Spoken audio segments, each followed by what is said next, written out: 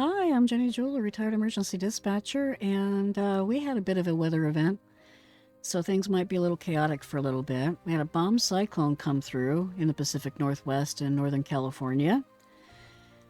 Me being in the Pacific Northwest, we got hit pretty hard. But if you don't know what a bomb cyclone is, we're going to watch this video together that's going to help explain it. And then we're going to look at some pictures, and then I'm going to share with you some of the things that makes life a bit more comfortable when this kind of thing happens for people that absolutely 100% still need to be at work even when the power's out. So let's go ahead and kill the music here and get this going. A bomb cyclone, we have a technical definition for it, and that's when a low pressure system rapidly intensifies by 24 millibars in 24 hours. Really what we're doing. And what I gotta tell you is, before we continue on this, it got eerily quiet before this happened. So there was no breeze, there was no wind, the birds were quiet. I knew it was going to get bad. Describing is a low pressure system or a storm that's going under rapid intensification. There's a number of factors that are involved with any storm system to make it a bomb cyclone, but really the most frequent thing that we see is when we have some stronger cold air being pulled into a warmer system. Usually they're going to be associated with a lot of weather, heavy rainfall, heavy snowfall, and certainly high gusty winds. Yeah, ours got up to 65 or higher. It was really, really a lot of freaking wind.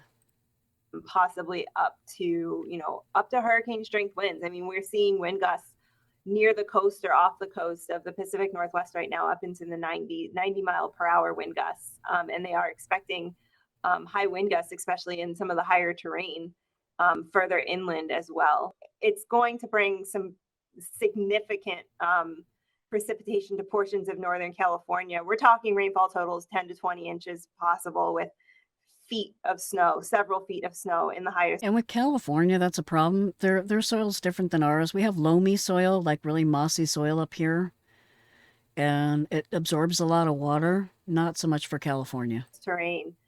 This is going to likely result in significant flash flooding and landslides.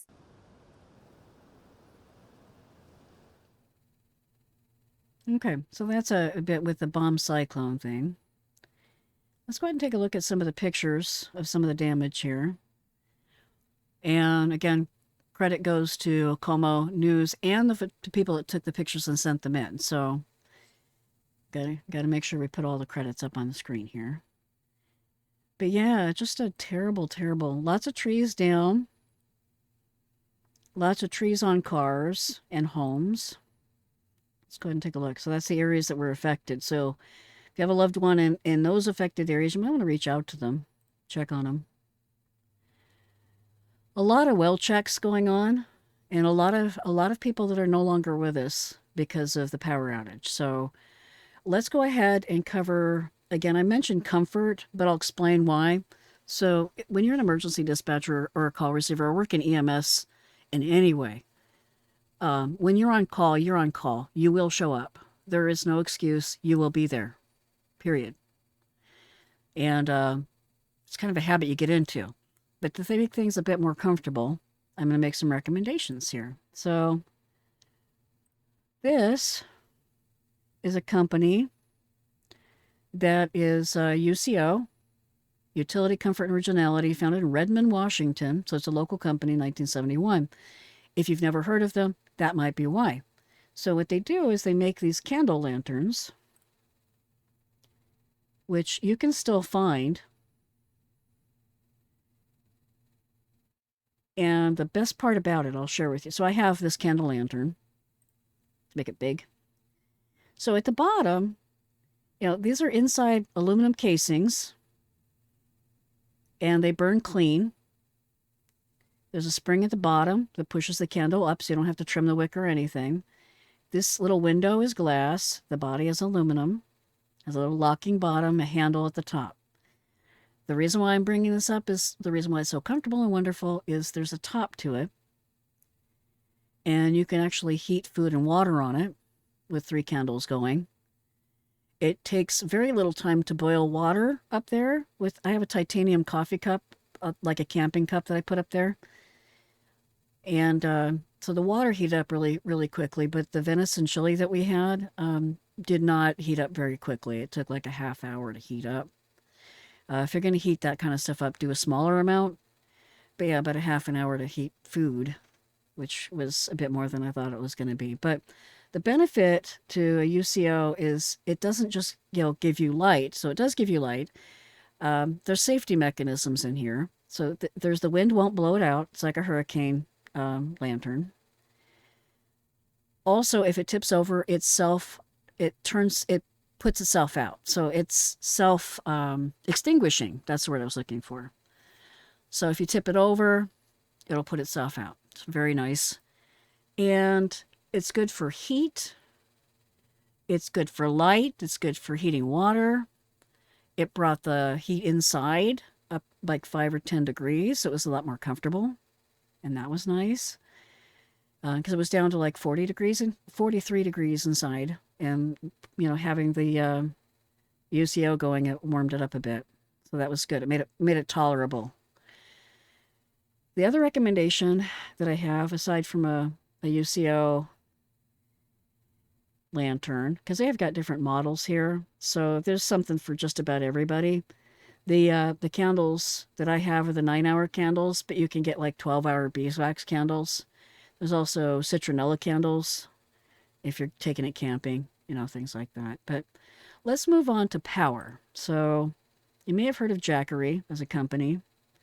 They make portable battery systems that you can charge on, like from your car when it's running, solar power, or plugging it into the wall to charge it up. It holds its charge. It has a standby of 4 years. We've never had to wait 4 years. It's usually about 1.5 years, 2 years before we end up using it again because the weather gets weird, but very reliable. So great for charging your items. We're going to go over this here really quick. So this little doodad is great if you want to charge, not charge your car, but get your car a little charge to jump it. There's devices you can plug in there. There's all kinds of things you can plug. This is a cigarette lighter one. And then we have, actually that looks like the power charger. So this would be the cigarette charger-y one. And then we have the USB one. So this, I think these are USB-Cs, both of them. This is a USB here. So it'll charge your phone and devices with your USB cords. Then we also have like the power plugins. The main thing to remember with this is when you activate it, you push the little button to activate it, the light will turn green. It'll show on here how much you're using, what the output is. The main thing is when you're done using it, push the button again, make the green light go away. Otherwise, it's going to continue to discharge. So don't make that mistake. So if you read like bad reviews, oh, it discharged, they just didn't push the button again to turn it off. You actually need to push the kill switch to turn it off after you're done charging your stuff. So don't fall asleep like that or you'll have no power. But that's handy. So for charging devices, if you have like health devices, or you have loved ones that have medical devices that need power, these are good options for emergencies. So, but also for, keeping your device charged, you can use it for lighting. So like LED lights with USB cords, plug them in, lighting. And like a LED light doesn't use a lot of charge. So you can get a lot of light for very little discharge on your Jackery. Super fun, very useful. We've had Berkeys for several years, and ours, we have one of the stainless steel ones, like the one up there on the left-hand side up here. But it's a water filtration that's gravity fed. So if just say the water system goes down, you're still going to want to treat the water before you put it in there. But having backup water to put in your Berkey helps too. So just stuff to help, keep yourself comfortable. So clean water, a way to heat the water, a way to stay warm, a way to light, a way to power your devices. Um, like you're still going to want to bathe. You're still going to want to get ready for work, have your cup of coffee, all of that stuff, because you will still be going to work. And because you're needed. It's part of what working in this field is. It's not for the weak of heart at all. But with that, yeah, it was quite the event, I'll tell you. It was something.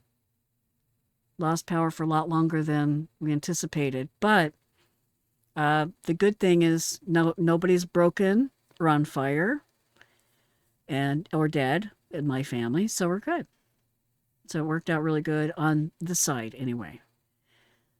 But for anybody that was affected and had lost a loved one because they didn't have access to power, or there was a medical emergency that they couldn't get to them, or all kinds of things, my heart goes out to you. It's horrible. And I have heard that before. And we won't talk about that kind of thing, but just know that, yeah, you're going to get all of those calls. And some of them are pretty hard. But it's not about you, it's about them. So you got to focus on what can you do to get the right help as quickly as possible to the right place. That's the whole job. The right help, right time, right place. And having hot coffee in the morning with a UCO, heating your water up to have a nice cup of coffee, worth it. But with that, guys, please take care. Stay safe. Don't be naughty. And, it's kind of like the Spanish Inquisition from Monty Python. It's nobody expects the Spanish Inquisition, right? But you have to. You have to kind of expect this crazy to happen and plan for it.